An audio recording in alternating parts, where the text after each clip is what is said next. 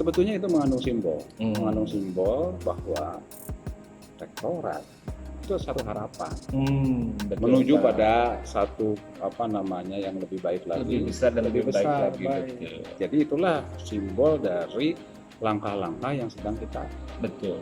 Jadi kalau nama rektorat kan lucu kalau sekolah Iya, tinggi ya Pak. itu sebetulnya Namanya ketua anak kalau gitu. ketua anak. Jadi harusnya rektorat disitulah Betul. sebagai wujud kita mau mengarah ke Universitas. Every endeavor I wanna remember.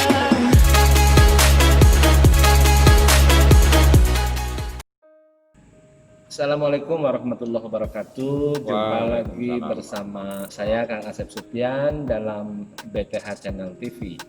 Alhamdulillah ini malam hari ini. Assalamualaikum Pak Haji Yoris. Waalaikumsalam warahmatullahi Luar biasa, malam ini saya kedatangan tamu luar biasa dari Jakarta khusus loh ini untuk mengisi PTH TV channel Pak. Jadi kemarin alhamdulillah dengan dosen sudah beberapa kali dan Alhamdulillah. malam hari ini sengaja saya menginvite Bapak untuk menyediakan waktu bincang-bincang santai ceritanya Pak. Jadi kalau formal kan kayaknya bagaimana, kalau ini santai. Begini Pak, jadi tema pada pembicaraan kali ini adalah menatap masa depan BTH. Ceritanya begitu ya Pak. Mantap. Jadi kalau pakai bahasa Latin, quo vadis BTH. Quo vadis. Kira-kira begitu Pak. Tetapi sebelumnya tentu kita masih ingat 12 November bulan lalu, Ya, 12 November. hampir satu bulan ya Pak ya, kita melaksanakan milad Yayasan Bakti Tunas Wisata yang ke-32 tahun. Kira-kira refleksi apa yang penting seluruh keluarga besar BTH ketahui dari esensi peringatan milad yang kita peringati dari tahun ke tahun, khususnya yang ke-32 tahun. Silakan. Terima kasih Kang Asep. Alhamdulillah di sore hari atau malam hari yang cerah ini bisa bincang-bincang santai. Iya Pak. Tapi langsung pertanyaannya sudah pada Menohok ya Pak. Jadi memang milad itu secara umum pasti mengingat kepada masa sebelumnya, tetapi kita tidak bisa lupa atau tidak bisa memungkiri bahwa milad itu justru untuk menatap masa depan. Baik. Memang setelah sekian lama 32 tahun, di mana periode sekarang, generasi sekarang, kita memang tidak boleh melupakan apa yang menjadi fondasi dasar dari Jas merah ya Pak. jas merah. Itu penting sekali, jangan melupakan sejarah, tetapi kita juga harus jangan terbuai dengan masa lalu. Zaman sudah berubah. Jadi setiap periode, setiap generasi harus melakukan penyesuaian. Jadi yang penting untuk periode sekarang, dan sekarang itu adalah menatap masa depan. Baik. Biasanya kan yang penting dari sebuah eksistensi organisasi itu adalah nilai-nilai inti ya Pak. Oh iya. Artinya baik masa lalu, masa sekarang maupun masa depan. Kadang-kadang ada core values yang tidak boleh hilang dari suatu organisasi agar organisasi itu eksis. Gitu. Ya. Nah, kira-kira core value BTH ini sesungguhnya yang terkristalisasi dalam perjalanan sejarah selama 32 tahun apa saja? Sebab ini penting untuk teman-teman kita Pak yang muda-muda khususnya. Betul. Itu adalah yang pasti. Walaupun berubah cara, Betul. walaupun berubah zaman, tetapi core value itu nggak berubah. Ya. Jadi memang yang penting, value yang utama adalah ada nilai ibadah. Jadi segala sesuatu aktivitas yang dilaksanakan di BTH itu orientasinya ibadah. Iya, karena itu penting. Karena apa ya? Kalau orientasi nilai ibadah itu sangat mempengaruhi kesungguhan semua pihak nih. Ya. Kalau kita berbicara status BTH sebagai badan pengelola, itu nggak mungkin bisa maksimal kalau tidak disertai oleh satu niat ibadah, terutama juga dari badan penyelenggara. Baik. Gitu. Baik. Jadi pada prinsipnya visi itu yang terpampang di dunia yayasan ya Pak. Iya. Perwujudan nilai ibadah itu adalah yang tidak boleh hilang dari waktu ke waktu. Iya, Oke. betul. Jadi teman-teman, BTH memang agak berbeda, agak unik. Soalnya saya mengalami beberapa, Pak. Jadi di sini tekanan orientasi ibadahnya sangat kuat. Walaupun nilainya ibadah, tetapi implementasinya kan kita tetap mengikuti zaman. Oke. Nah, kan bisa lihat kita lagi ngobrol di mana, Oh iya, siap, Pak. suasananya Iya, bagaimana, gitu. betul. Jadi nilai tetap, tapi konteks bisa berubah. Ya. Baik.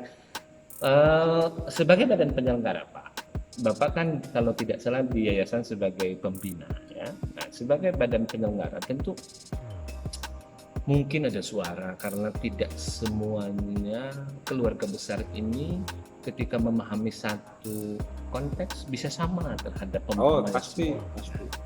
Ada beberapa di antaranya yang mungkin bertanya mewakili agregasi aspirasi lah kira-kira. Hmm.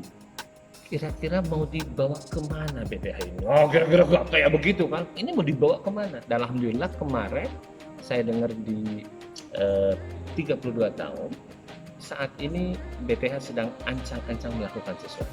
Oh. Nah, bisa dijelaskan Pak bagaimana nih konteksnya? Iya, itu penting sekali dan menarik. Jadi yang harus kita lakukan bahwa kita ini kalau tadi nilai ibadah bermanfaat bagi masyarakat, Betul. ya itu adalah harus berubah. Ya. Perubahan menuju kebaikan. Baik. Ya kita kenal biasa itulah transformasi. Oke. Inilah yang akan menjadi satu langkah kita, Baik. dan di mana badan penyelenggara itu sangat menentukan arah perguruan tinggi. Baik.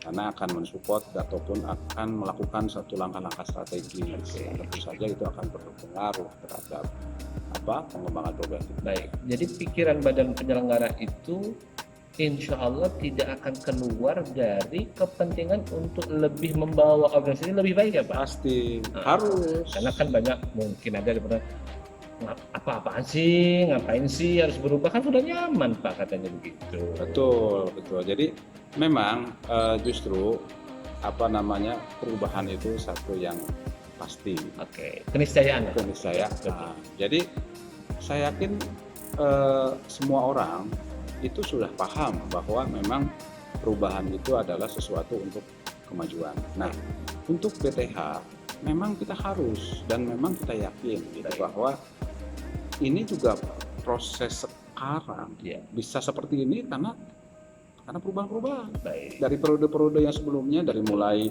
awalnya akademi, betul. ya kan, ada lagi akademi awal analis, terus ada farmasi, terus sekarang ke udah stiker. Betul. Maka kalau ingin kita lebih memberikan manfaat bisa berubah lagi, termasuk berubah menjadi universitas. Baik.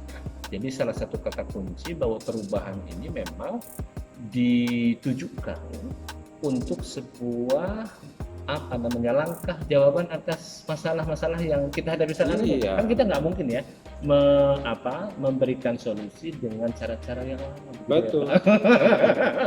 Iya, betul sekali. Jadi memang solusi itu harus juga dengan menatap masa depan. Baik. Contoh kasus Pak. Kita kan sedang di BTH Resto nih ceritanya. Di BTH. Iya. Konsep BTH Resto ini kan dulu kalau saya diskusi dengan Bapak kan inginnya sebagai tempat interaksi mahasiswa. Iya. Nah, sekarang di branding jadi BTH Resto. Mungkin ada bukan filosofi, ada tujuan-tujuan apa jangka pendek, long term atau jangka panjang begitu dan short termnya kira-kira Iya, konsepnya bagaimana? betul. Jadi BTH Resto itu ini adalah menjadi awal dari proses perubahan atau transformasi. Baik. Jadi sebetulnya yang paling utama kita ingin membangun ekosistem yang menunjang Baik. untuk pengembangan tadi. Baik. Ini adalah awal cikal bakal, Baik. gitu. Jadi di sini bisa kelihatan, Betul. walaupun mungkin prinsipnya bisa berbeda, tetapi wujud dari BTH Resto menunjukkan seperti apa selera arahnya. Betul.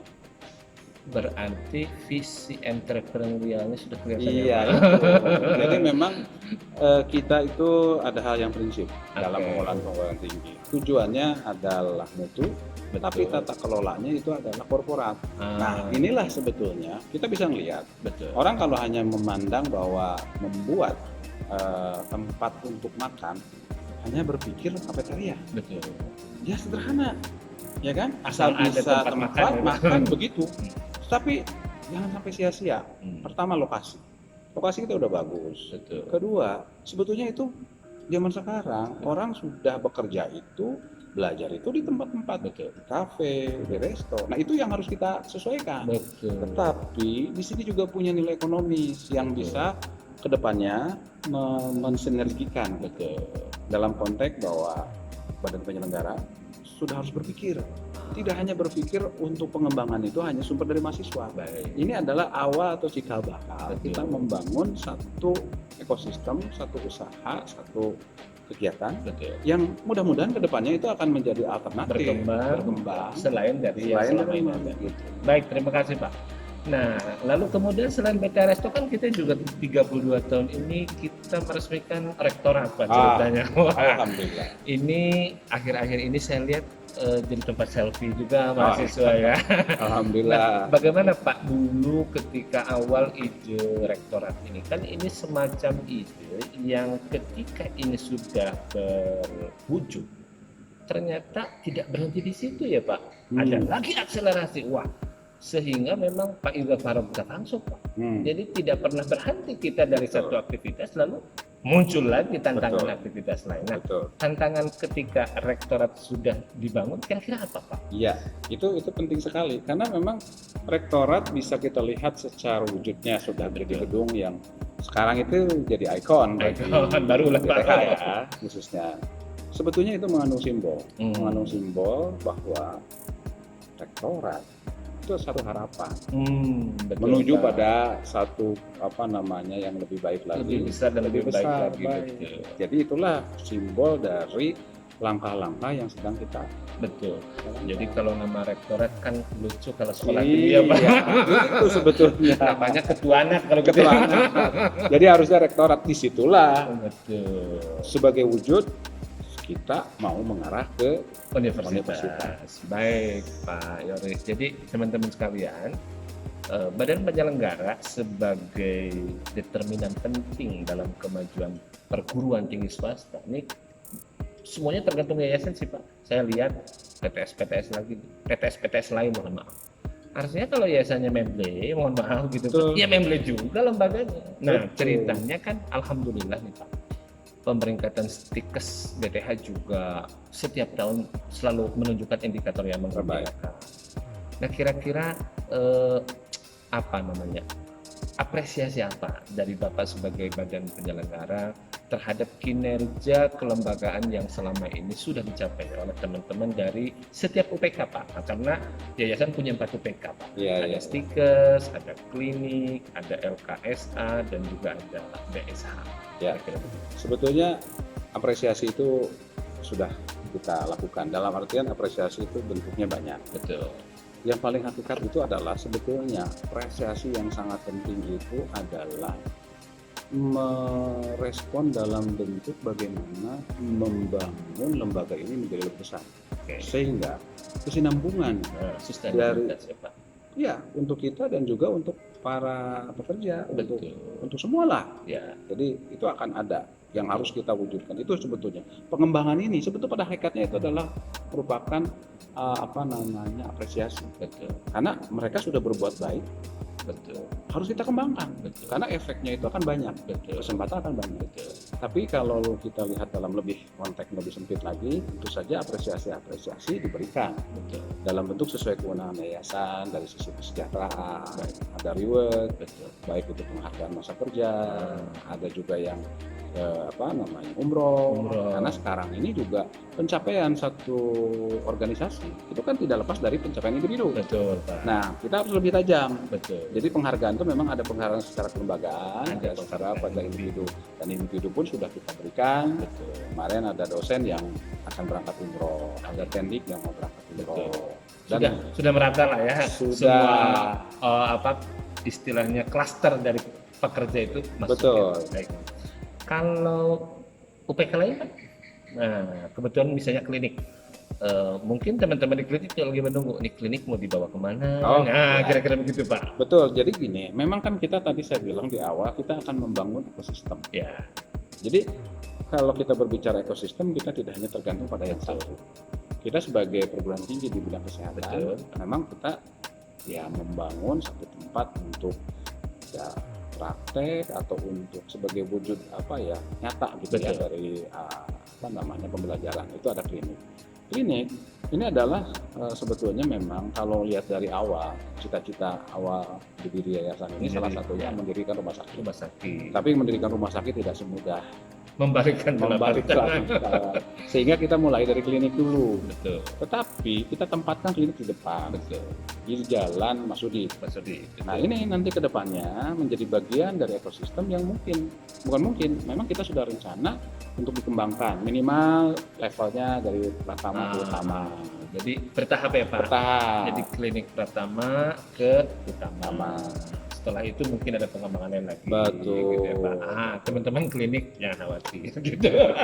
Lalu kemudian LKSA amanah nih Pak. Nah, Bagaimanapun juga kan ciri khas dari Yayasan BPH ini selain bergerak di bidang pendidikan, kesehatan, dan sosial. betul. Nah, apakah eksistensi LKSA juga daya dongkraknya terhadap reputasi badan penyelenggaranya seperti apa? Yakin saya tadi karena nilainya ibadah, Ya. maka memang yayasan itu adalah lembaga sosial. Nah, Sehingga seharusnya memang yayasan tujuan utamanya itu ke sana. ya.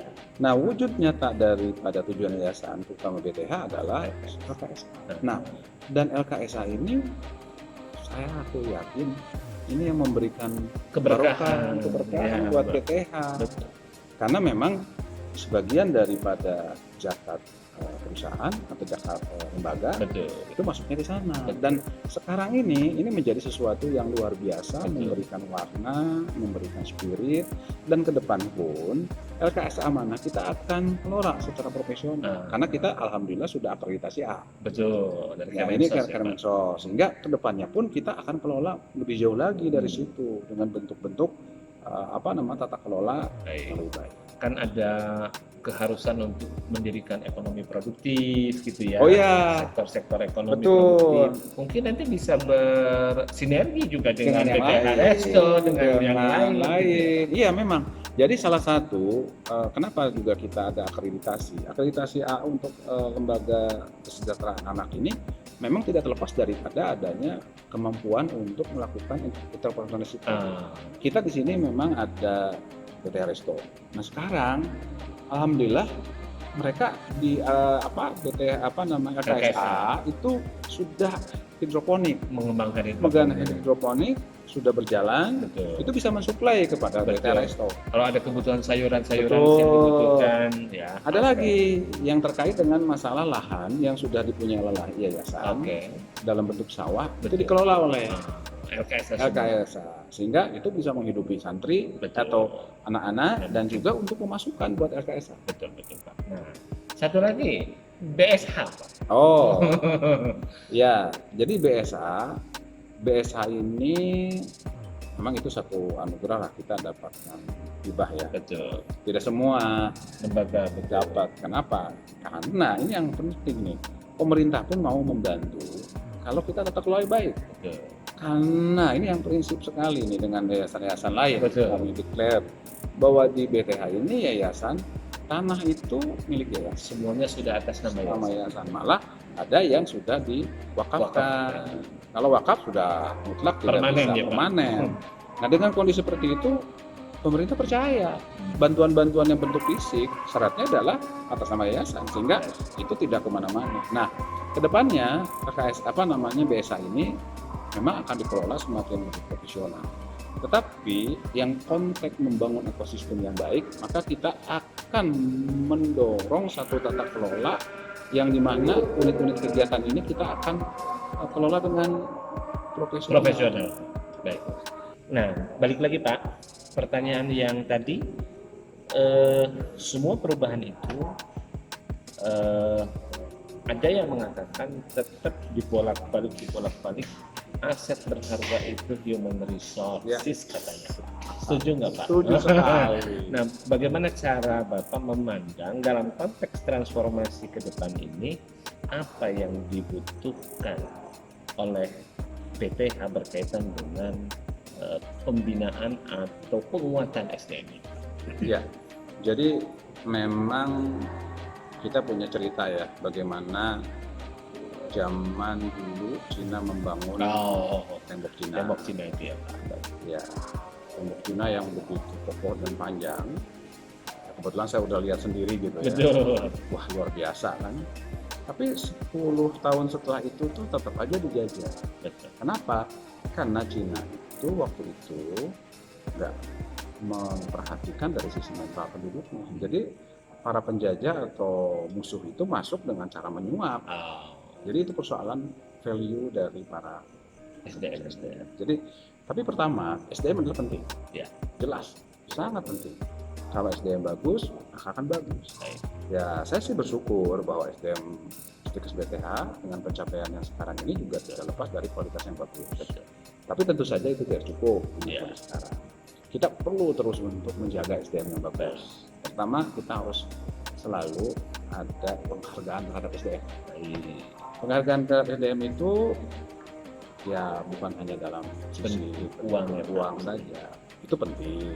Tapi yang pertama itu adalah bagaimana mengembangkan mereka, maksudnya memberi kesempatan bagi dosen bisa kuliah terus, ya kan, sampai pada ya maksimal. Bagaimana Pak dengan kebijakan moratorium sementara katanya untuk S3?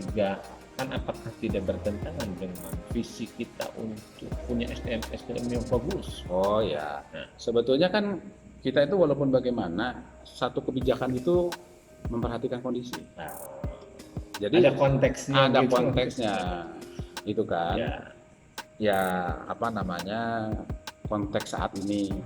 Tapi kalau konteks terus ini berkembang, lembaga berkembang, apalagi nanti kita punya pasca begitu ya Pak. Nah, kalau universitas kan kita akan ada pasca sarjana, tentu saja itu kita butuh. Betul. Jadi itu kan salah satu pengembangan. Dalam artian bukan hanya dalam bentuk pendidikan formal, Betul. tapi pengembangan itu adalah suatu kompetensi, Baik. pengembangan lain. Termasuk digital literasi ya saya. Itulah yang Betul, menarik. Jadi ya, karena memang dosen harus sudah punya mulai literasi menarik kita ke ya sana. Pak. Itu. Baik.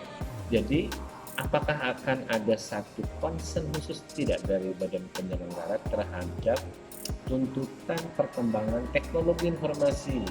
Iya. Bagaimanapun ke depan kan dengan pandemi ini amat sangat dirasakan urgensi bagaimana kita berinvestasi di bidang IT, baik hardware, software maupun brandware-nya. Sepakat. Jadi ini adalah satu keniscayaan dan Baik. kondisi pandemi ini telah memaksa Nah, kita semua Ya. untuk memang menggunakan IT. betul, Dan terbukti itu bermanfaat. betul. Cuma masalahnya memang harus ada satu blueprint yang jelas Baik. ke depan. Tetapi yang jelas kami dari badan penyelenggara sangat concern. Jadi akan ada investasi yang mengarah ke sana. Yang cukup besar ya Pak. Ya, kita sekarang investasi di bidang fisik. Betul. Nah, sudah saatnya sekarang kita mengarah ke IT. Oke. Karena persaingan yang sekarang itu sangat berat. Baik. Perguruan tinggi sekarang dengan adanya perkembangan teknologi ini, perguruan tinggi asing sudah masuk di Indonesia. Masuk, betul Pak. Mereka bisa jarak jauh pembelajaran. Betul.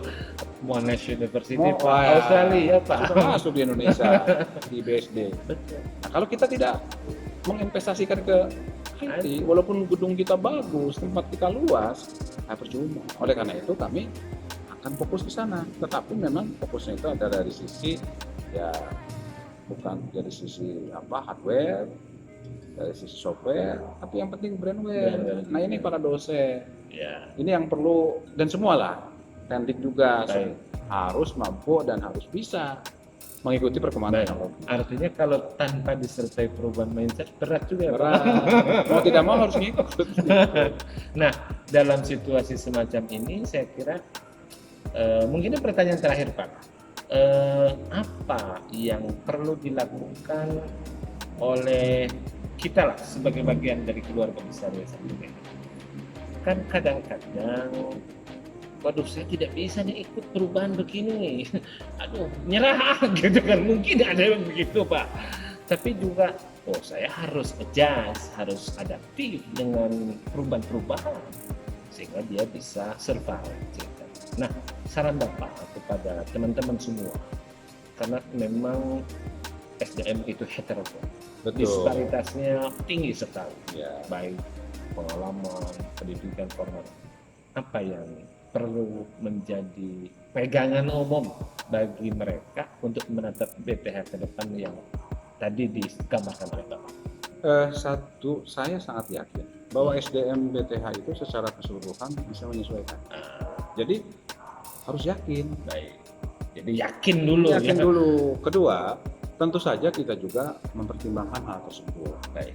Kita tidak akan mengabaikan kondisi-kondisi kesulitan-kesulitan tadi. Karena kalau kita yakin itu kan 75% keberhasilan. Oh iya betul Pak. Betul. Jadi itu dulu gitu. Jadi saya tidak khawatir gitu SDM yang ada akan kesulitan dengan perubahan-perubahan yang ada. Jadi mari kita optimis lah. Baik. Dan perubahan itu kadang-kadang kan memakan korban. Oh iya. Tapi saya yakin mudah-mudahan Tidak ada ya, tidak ada korban. Kita beda teori lah. Jadi perubahan salah satu bekalnya adalah yakin dulu bahwa perubahan ini akan memberikan dampak. Betul. Termasuk untuk peningkatan kesejahteraan dan kemakmuran. Oh iya, tentu saja Ya. kita harus terbuka lah bahwa masalah kesejahteraan itu adalah sesuatu yang sangat penting. Betul. Karena dari pengalaman-pengalaman saya di perusahaan-perusahaan yang memang saya juga ikut berkontribusi, bahwa setelah adanya perbaikan kesejahteraan juga itu ada peningkatan. Jadi bukan hanya korelasinya itu sangat signifikan. Jadi kan kalau kita melakukan perubahan ini tentu saja ya bukan berarti pasti janji, tetapi itulah yang kita pikirkan. Jadi kalau ada kemajuan ini harus dinikmati oleh semua. Konsekuensinya ya iyalah. Jadi tenang saja, itu pasti akan ada. Baik, terima kasih Pak Joris atas waktunya. Jadi namanya juga bincang santai, Pak. Santai saja. Jadi apapun yang kita bincangkan sebetulnya konteksnya amat sangat rileks, informal, tetapi sesungguhnya inilah visi-visi besar yang mungkin ada yang belum terkomunikasikan, ada yang terkomunikasikan tapi mungkin parsial sehingga yang diterima tidak utuh. Nah Ya. sekarang dari orang pertama nih Bapak Ibu sekalian, teman-teman sekalian, termasuk para mahasiswa, beliau adalah pembina Yayasan Bakti Tunas Husada. Nah, pikiran dan gagasan-gagasannya untuk masa depan tadi sudah kita dengar. Jadi kita semua hanya punya satu kewajiban sebetulnya, memberikan doa terbaik dengan penuh ketulusan. Semoga apa yang sedang diperjuangkan oleh Bapak-bapak sekalian bisa sampai di tujuan. Kan itu saja kan Pak, betul. Doa saja cukup sebetulnya Pak. Doa saja cukup. Apalagi bisa berkontribusi secara betul. fisikal material ya. Terima kasih teman-teman sekalian. Mungkin konten pada malam hari ini cukup sampai di sini. Dan mudah-mudahan Pak Yoris tidak bosan. Nanti next time kalau Bapak dari Jakarta ada kesini lagi, kita dalam topik yang berbeda-beda lebih spesifik ya Pak. Terima kasih. Kita tutup dengan bacaan hamdalah. Alhamdulillah. Assalamualaikum warahmatullahi wabarakatuh. Waalaikumsalam warahmatullahi wabarakatuh. Terima kasih Pak Yoris. Sama-sama Pak.